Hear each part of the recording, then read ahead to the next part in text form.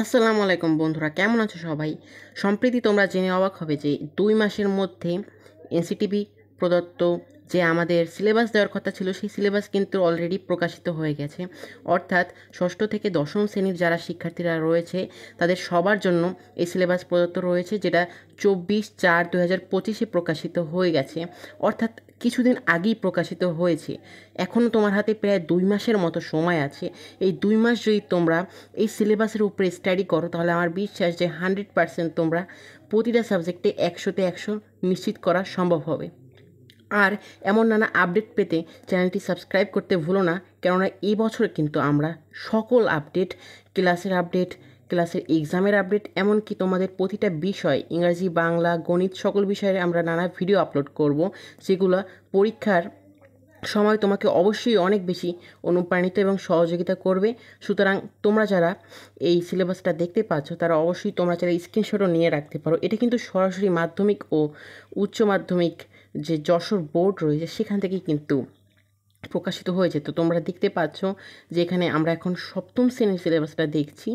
তো এখানে ষষ্ঠ, সপ্তম, অষ্টম, নবম এবং দশম শ্রেণী সবারই সিলেবাস রয়েছে।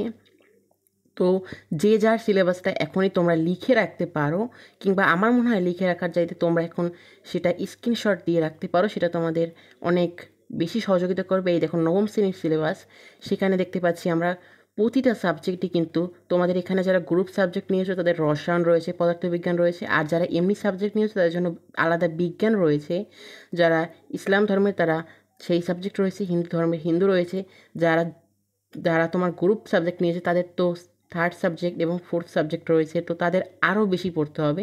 তার পাশাপাশি এই দেখো দশম শ্রেণী যারা বর্তমানে রয়েছে শর্ট সিলেবাসে, তাদের জন্য কিন্তু সেই একই বইয়েরই সিলেবাসটা একটু ছোট করে দেওয়া আছে। তো এখানে কিন্তু তোমার অর্ধবার্ষিকী এবং বার্ষিক পরীক্ষা উভয় পরীক্ষারই সিলেবাস রয়েছে। নিচে দেখতে পারো নির্বাচনী পরীক্ষায় লেখা আছে এনসিটিবি কর্তৃক নির্ধারিত এসএসসি 2024-এর কর্মসূচি অনুযায়ী দিয়ে দেওয়া হবে। এবার তোমরা দশম শ্রেণীর সিলেবাসটা দেখো। দশম শ্রেণীর সিলেবাসটায় তোমাদের সম্পূর্ণরূপে যারা এখন দশম শ্রেণীতে অধ্যয়ন করছো, অর্থাৎ পরবর্তী বছর যাদের এসএসসি পরীক্ষা রয়েছে, তাদের জন্য কিন্তু অনেক বড় সুখবর এখানে রয়েছে। কারণ দেখো সিলেবাসটা খুবই শর্ট করে দেওয়া হয়েছে তাদের জন্য।